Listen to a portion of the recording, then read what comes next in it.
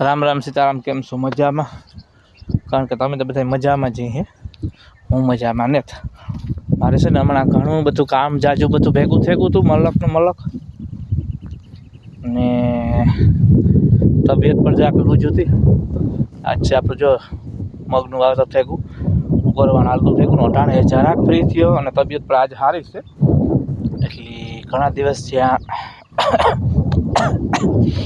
ને તો એટલે થયો બ્લોગ બનાવવાની પરવાર આવી ને નહોતું હેઠું એટલી આજે વાંધો નથી એટલે બનાવ્યો. પણ હજી જે ઉધરા આવે અને તબિયતમાં એવું છે કે મને હે ને વાયરસ તાવ થઈ ગયો એટલે મોંમાં વધારે અસર છે આમાં કરી અને થોડુંક લોહીમાં ઇન્ફેક્શન થઈ ગયું.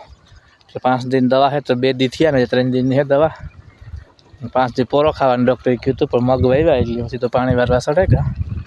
ચટાણ સુધી પારી ખપારા બધું કર્યું એ લેવા ખાટલો એવું આરામથી પાણી વારવાનું છે.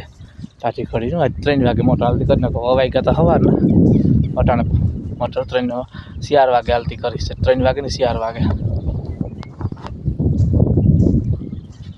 એવું છે.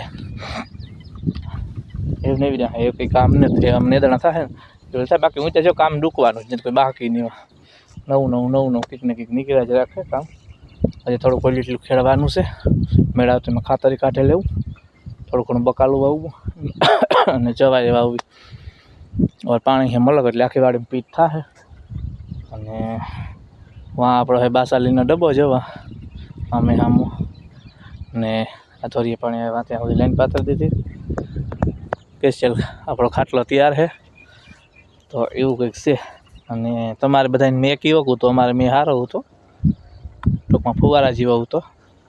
મારા ઘઉં નીકળી ગયા હતા, ઓલા ભાગમાં ઘઉં ઉભા હતા એટલે સાલું મેન ઘઉં કાઢવાનું બધું ભેગું હતું. મારા ઘઉંને તો બ્લોક બનાવવાનું મારે પરવાર જ નહોતા આવી એ રીતનું કટર આવ્યું હતું.